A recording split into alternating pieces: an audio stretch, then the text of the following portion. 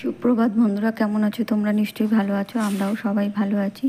বুধবারের আরও একটা নতুন ব্লগ নিয়ে তোমাদের কাছে চলে এলাম। আর সবজিগুলো কেটে নিলাম, একটা পলিথিনের উপরে রেখে কেটেছিলাম, সেগুলো একটা জায়গার উপর তুলে রেখে দিলাম, পরে বাইরে ফেলে দিয়ে আসবো। তো পলিথিনটা ভালো করে ধুয়ে নিচ্ছি, তা না হলে এই পলিথিনের মধ্যে পিঁপড়ে ভর্তি হয়ে যায়, ছোটো ছোটো ভুঁড়ি পিঁপড়ে। তাই জন্য ধুয়ে এটা শুকিয়ে রাখলে আর তাহলে সেটা হবে না। আর ওই যে জারের মধ্যে একটা রেখে দিলাম, তো ওই জারটাকে মানে ফেলে দিয়ে খোসাগুলো আর কি ওই জারটাকেও ধুয়ে রেখে দেব।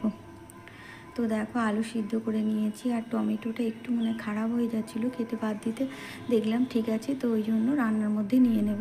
আর এদিকে ভাত বসিয়ে দিয়েছি, আর আলু তো মানে সিদ্ধ হয়ে গেছে সকালবেলায়। তো এখন আর ডাঁটাটা দেখো এদিকে মানে প্রেশার কুকারের মধ্যে ডাঁটা দিয়ে দিয়েছি, আর ডাঁটাটা আর কলাটা একটু ভেজে আর সিদ্ধ দিয়ে দিলাম, কারণ ডাঁটাটা হতে একটু সময় লাগবে, আজকে একটু কাজের তাড়া আছে। তো সেই জন্য ডাঁটা কলাটা সিদ্ধ করে রাখছি, পরে মাছের সাথে মানে 5 ফোড়ন তেজপাতা দিয়ে ফোড়ন দিয়ে তারপর মাছ ভাজা হয়ে গেলে ঢেলে দেবো আর কি, ঝোলটা রেডি হয়ে যাবে। আর টমেটোটা তো আমি পেস্ট করে দিই, তো তখন ফোটার মানে আগে এই যখন মানে 5 ফোড়ন আর দেবো, আলুটা একটু ভেজে নেবো, সেই সময় দিয়ে দেবো মাছের ঝোলটা, তাহলে রেডি হয়ে যাবে। আর ডাঁটাটা সিদ্ধ হতে একটু সময় লাগে, মোটা ডাঁটা, তাই ওভাবে করে নিচ্ছি। এখানে এভাবে করলে একটু কাজের সুবিধা হয়। তো দেখো, এখন আমি কিন্তু এই বাসনগুলো ছিল সেগুলো মেজে নিয়েছি। আর সকালবেলা তো আমার রুটি তরকারি হয়ে গেছে, তোমার দাদাভাই অফিসে বেরিয়ে গেছে, তো সেই সব বাসন সমস্ত মিশে এখন বাসনগুলো আর কি মেজে নিচ্ছি। আর আজকে অনেকটা মানে বেলায় উঠেছি, বেলায় বলতে একদম অনেক বেলা, 6:30 তখন বাজে উঠেছি। রাত্রে বৃষ্টি হচ্ছিলো ঠান্ডা ঠান্ডায়, আর এমনি তো 5টা 10-15-র মধ্যে উঠে যাই, তো সেটা এত বেলা হয়ে গেছে। তাই দেখো, অনেক বাসন ছিল, তো এইগুলো আমি কিন্তু সকালবেলায় মেজে নিই, তখন তোমার দাদাভাই থাকে, কিন্তু আজকে আর সেটা হয়নি। তাই সকালের বাসনগুলো ছিল, আমি রুটি তরকারি করে দিলাম, তোমার দাদাভাই বেরিয়ে গেছে, তারপর আমি কিন্তু এই টাসনগুলো মেজে নিচ্ছি। আর যদিও আজকে একটু দেরিতে গেছে বলে অসুবিধা খুব একটা হয়নি, ওই 8টার দিকে বেরিয়েছে, অন্য দিন তো 7টা 15 বেরিয়ে যায়, তো রুটি তরকারি ঠান্ডা ঠান্ডা মোটামুটি করে দিতে হয়। তো সেই জন্য আজকে যেহেতু একটু মানে দেরিতে যাবে বলেছিল কালকে, তাই আর খুব একটা অসুবিধা হয়নি। তো দেখো, সমস্ত বাসন মেজে আমি কিন্তু সিংটাও মুছে নিয়েছি। আর এদিকে একটু আইসক্রিম বসাবো বলে দুধের সাথে কিন্তু আম দিয়ে একেবারে করে নিলাম। আর এখানে মানে আমাদের মাছ ভাজা হচ্ছে মানে দুপুরে রান্নার জন্য।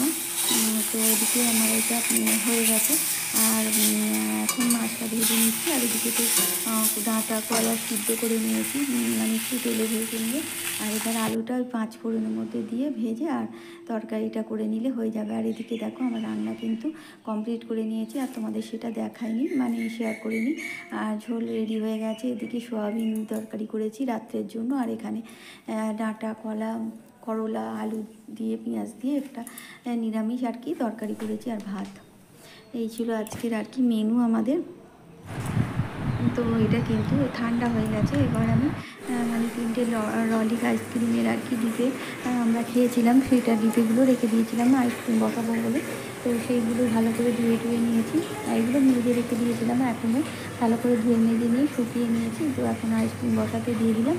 আর এদিকে কিন্তু দেখো, আমি তার ফাঁকে ঘর দালা মুছে নিয়েছি, ঘর দালা সমস্ত মোছা শেষ কমপ্লিট করে নিয়েছি আর কি, তারপর তোমাদের আর কি দেখাইনি। আর এখন এটা কিন্তু একদম মানে ঠান্ডা হয়ে গেছে, আর গরম থাকলে তো হবে না, তাই এখন আইসক্রিম বসানোর জন্য মানে এই কন্টেনার মানে যেগুলো আর কি ডিপে বলতে পারো, যাই বলো, তার মধ্যে দিয়ে দিলাম। আর এটা কিন্তু দুপুরবেলা তোমার দাদাভাই আম নিয়ে এসছে ঠাকুরের জন্য, পুজো কালকে যেহেতু দশহরা, তো আজকে সেসব মানে ঠাকুরের জন্য আগে তুলে রাখলাম, নিয়ে আমাদের জন্য জলে দিয়ে রাখলাম। আর ওই 3টে ছোটো আমগুলো আর কি আমার বাপের বাড়ি থেকে নিয়ে এসেছিলাম, বাবার বাড়ি থেকে, সেইগুলো আর কি জলে দিয়ে দিলাম। আর এখন দেখো, ওই তখন খাওয়া দাওয়া শেষে 3টে 3:30-র মতো বাজে, ওই যে আম সমস্ত কেটেছিলাম, আর বাবুকে শশা ও জাম 2-1টা খেয়েছে, শশা আর আমও খেয়েছে, তো দিয়ে দিলাম। আর এখন কিন্তু বিকাল হয়ে গেছে। বিকাল বলতে তখন 4:30 পর জল আসে, এই তো 4:45টার দিকে আমি আর কি বাসনগুলো মেজে নিতে গেছি। কারণ হচ্ছে ছাদেও অনেক কাজ আছে, ঠাকুরের বাসন টাসন মেজে রাখতে হবে।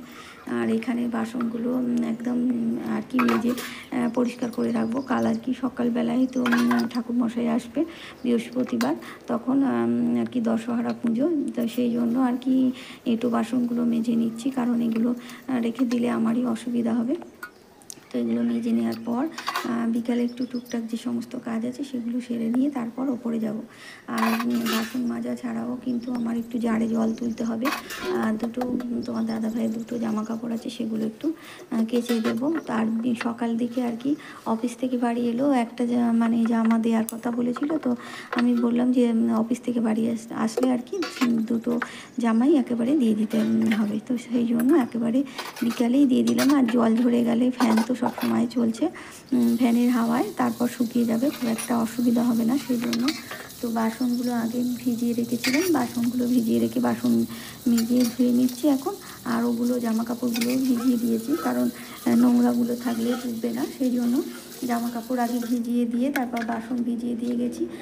দেওয়ার পরে একটু জল তুলবো আর জামা কাপড় কাচবো। আর বোতলটা হাত থেকে নিয়ে যেতে পড়ে গেল, তো আগে জারটা আর কি বসিয়ে দেবো, বসিয়ে দিয়ে বোতলটা ধুয়ে নেবো। এটা হচ্ছে জলের বোতল। আর এই জারগুলোতে জল তুলে রাখলে বেশ সুবিধা হয়, আমার রান্নার কাজে লাগে এই জারগুলো আর কি।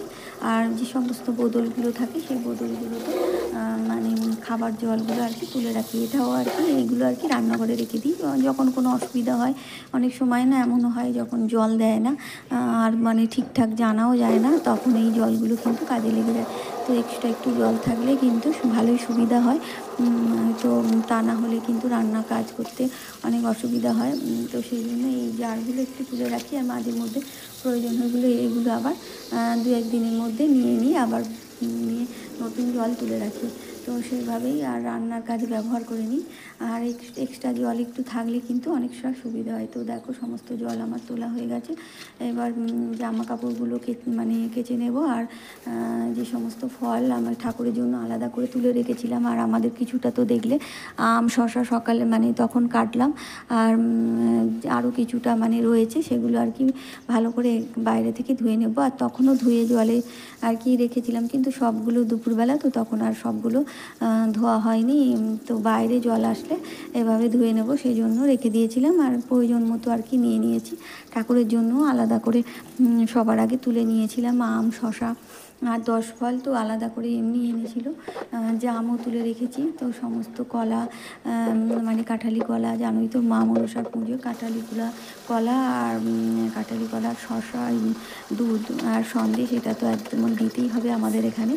আর এটা যেহেতু দশহরা, তার সাথে একটা উচ্ছে দিতে হয়, মানে 10 ফলের মধ্যে উচ্ছে, আর ওই উচ্ছের সাথে দুধটা কিন্তু পুজোর শেষে খেতে হয়। তো যাই হোক উচ্ছে কিন্তু দেয়নি, এমনই মানে এই বছর ফল কিনে আনছে 10 ফল, তার সাথে উচ্ছে আলাদা করে কিনতে হচ্ছে। তো আমার আর কিনতে লাগেনি, যদিও গাছ আছে এপাশে ওপাশে, জানো একটু আর দু উচ্ছে টুচ্ছে হয়। তো সেই নতুন গাছে উচ্ছে হয়েছে, সেই উচ্ছেটা আর কি দিয়ে দেবো, কাজে লেগে যাবে। তো আমার নিচে সমস্ত কাজ শেষ করে দেখো চলে এসেছি ওপরে। আর ওপরে কিন্তু আমার জামা কাপড়গুলো একেবারে ধুয়ে আর তোমার দাদাভাই জামা কাপড়গুলো কেচে সব মেলে দিলাম। তো আমার এখানে আর কি করতে করতে কিছুটা জল ঝরে যাবে, আর তখন নিচে গিয়ে ফ্যানের তলায় দিয়ে দিলে শুকিয়ে যাবে, সারা রাতে ফ্যান চলবে, তো অসুবিধা হবে না সেই জন্য।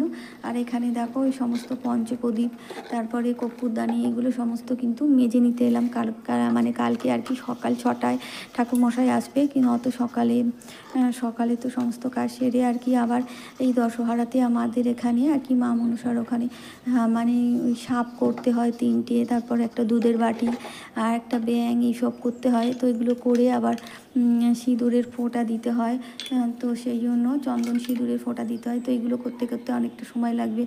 আর তারপর ফল কেটে পুজো দিতে, আর সব ফল কাটলে কি সুবিধা হয় জানো, মানে মা মনসার জন্য নিয়ে তারপর ওপরে যে ঠাকুরের আগগুলো নিয়ে তারপরে এখানে ঠাকুরকে মানে আমার যেখানে নারায়ণ আছে লক্ষ্মীনারায়ণ, ওখানে ঠাকুরের কাছে আর কি দিয়ে দিতে পারবো, সেই জন্য কেটে দিলে সুবিধা হয়। আর তা নাহলে কিন্তু মানে সমস্ত ফল আলাদা আলাদা করে নিয়ে আসতে হয়, তাহলে এখানে আবার আলাদা করে কেটে দিতে হয়। আর কেটে মানে আগে মা মনসার জন্য নিয়ে তারপর কিছুটা কিছুটা ফল আর কি যতগুলো আমার এখানে রেকাব আছে সেই ততগুলোর মধ্যে নিয়ে নেব সমস্ত ফল। তো সেই জন্য আর কি কেটে দিলে সুবিধা হয়, কারণ আমি এভাবেই কেটে দিই, কারণ সমস্ত ঠাকুরকেই ফল দেওয়ার ইচ্ছা হয়। আর বাবার যখন এখানে পুজো হয় ওপরে মঙ্গলচণ্ডীর পুজো হয়, কিন্তু সেমভাবে আমি সমস্ত ফল কেটে নিই। তখন কিন্তু ওই নারায়ণ তুলসীতলা মানে মা মনসার কাছেও ওই ফল মানে আগে এখানে তুলে নিয়ে তারপর ওখানেও দিয়ে দিই। এভাবে আর কি পুজো দিলে আমার পুজো দিয়ে মানে একটু তৃপ্তি হয় বেশ।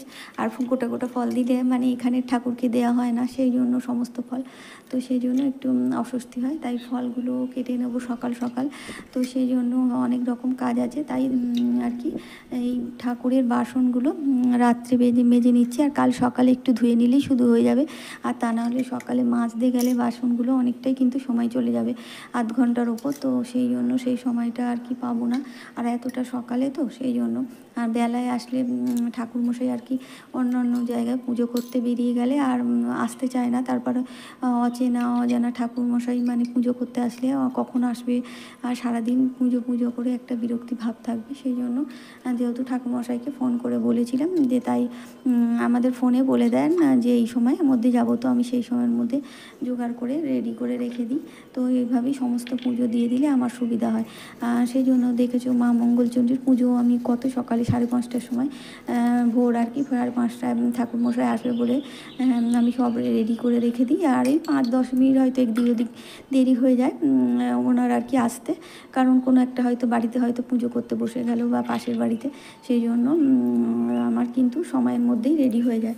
রেডি হয়ে গেলে ঠাকুরমশাই তাহলে আর চলে যায় না, কিন্তু একবার বিরক্ত হয়ে মানে জোগাড় না থাকলে চলে গেলে কিন্তু আরও আসে না পুজো করতে।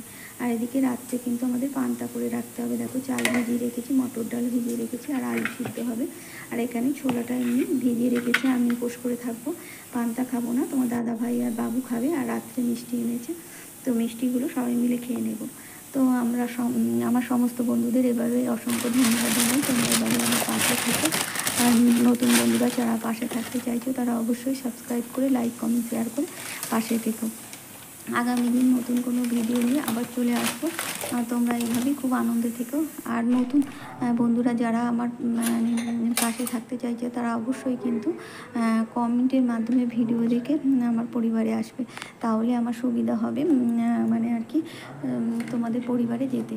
আর অনেক বন্ধুরা আছো একবার সাবস্ক্রাইব করে কিন্তু আবার আনসাবস্ক্রাইব করে দিচ্ছ, এগুলো কিন্তু একেবারেই উচিত নয়, তাহলে কিন্তু আমারও মন খারাপ হয়ে যায়। আর এইভাবে করলে আমারও কিন্তু বিরক্ত লাগে। তো তোমাদের ভালো যদি না লাগে অবশ্যই আসবে না, কিন্তু আসলে একবার আর যাবে না। আর প্রতিদিন কিন্তু ভিডিওগুলো অবশ্যই দেখবে, তাহলে আমিও কিন্তু তোমাদের ভিডিওগুলো অবশ্যই দেখব। তাহলে আগামী দিন দেখাবে।